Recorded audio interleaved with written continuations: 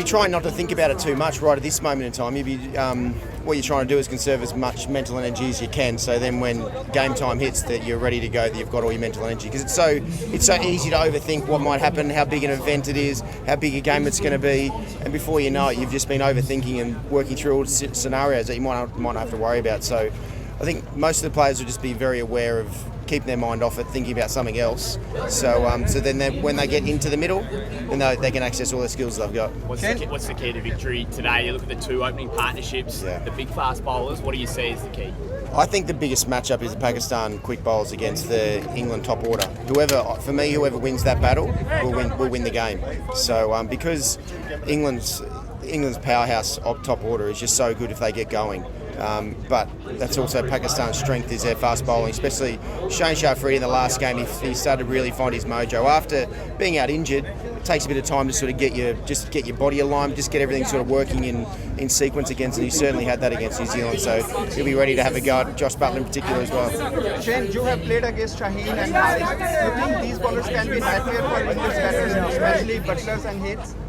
Oh, absolutely. Those guys are incredible bowlers, especially in Shah Afridi. That first over, very rarely is he not on the money first ball. The start of the tournament he wasn't because he's coming back from injury, and that's totally understandable. But that last game he's really found his groove. So the English batters, they're going to have to be ready to go first ball because Shane Shah Afridi's bowling 150, swinging in at pace, which he did for me in one PSL game as well. Only faced one ball, I was walking back, so he knows how to do it incredibly well. Shane, who's favourite for your today's match? I think I hope Pakistan win. I really don't want the English to win. I don't want the English to win, but I think the English have got a lot of firepower, especially from their batting.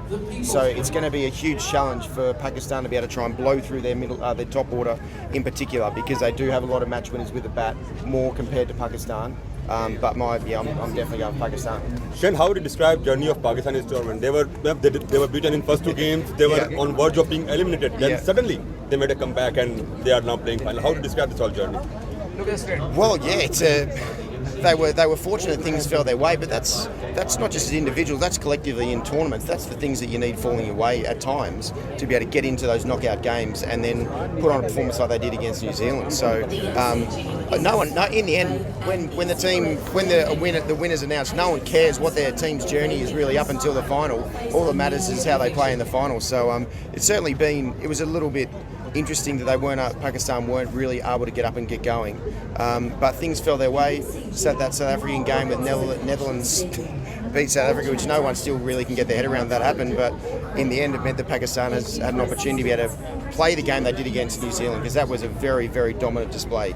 So if they bring that game again tonight, then they're going to be very hard to beat. Shane, would it be right to say it's world-class bowling versus world-class batting?